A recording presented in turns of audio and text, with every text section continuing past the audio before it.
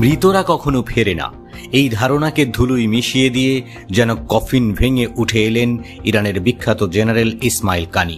তিনি আসলে কফিনে ছিলেন না, মারাই যাননি আদতে, কিন্তু মিডিয়ার দৃষ্টিতে প্রায় দাফনই হয়ে গিয়েছিলেন। আর হঠাৎ জনসম্মুখে এসে তিনি করে ফেললেন একেবারে ভুতুরে কামব্যাক। তেহরানে হঠাৎ প্রকাশ্যে হাজির হয়ে সবাইকে অবাক করে দিয়েছেন ইরানের ইসলামী বিপ্লবী গার্ডের শীর্ষ কমান্ডার জেনারেল ইসমাইল কানি। এতে করে ইসরায়েলের সঙ্গে টানা 12 দিনের সংঘাতে তার মৃত্যুর যে খবর ছড়িয়েছিল তা ভুল প্রমাণ হয়েছে।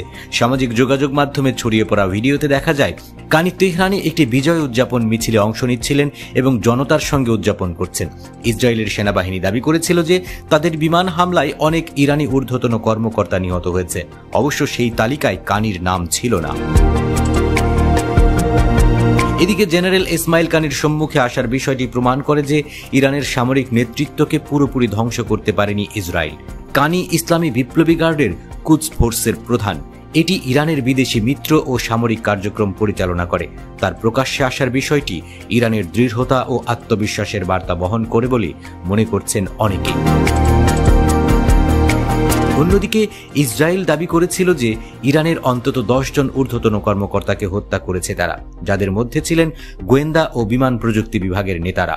গত 13 জুন প্রথম কানির মৃত্যুর খবর ছড়ায়। তখন ইরানের বিভিন্ন শহরে বিমান হামলা চালাচ্ছিল ইসরায়েল।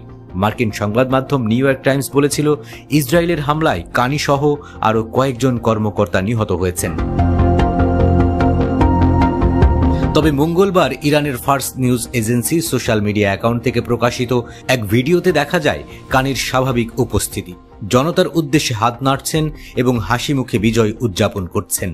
এছাড়াও ইরানের আরেক ঊর্ধ্বতন কর্মকর্তা আলী শামখানিকে মৃত ঘোষণা করা হয়েছিল। শামখানি ইরানের পারমাণবিক আলোচনায় গুরুত্বপূর্ণ ভূমিকা রাখেন। ইসরায়েলের হামলায় তারও নিহত হওয়ার গুঞ্জন ওঠে, কিন্তু পরবর্তী সময়ে ইরানি রাষ্ট্রীয় মিডিয়া জানায় শামখানি জীবিত আছেন, দেশের জন্য যে কোনো আত্মত্যাগে প্রস্তুত তিনি। পরে শামখানি সামাজিক যোগাযোগ মাধ্যমে লেখেন, আমার ভাগ্য ছিল আহত হয়ে বেঁচে থাকা, তাই আমি আছি। আমি ইরানের জন্য শতভাগ আত্মত্যাগ করতেও প্রস্তুত। আশা নিয়ে এগোনো জাতিকে কখনোই হারানো যায় না। শহীদদের হাসিতে জয়ের আলো জ্বলে। বিশ্লেষকদের মতে ইসলামী বিপ্লবী গার্ডের কুদস ফোর্সের প্রধান ইসমাইল কানি এবং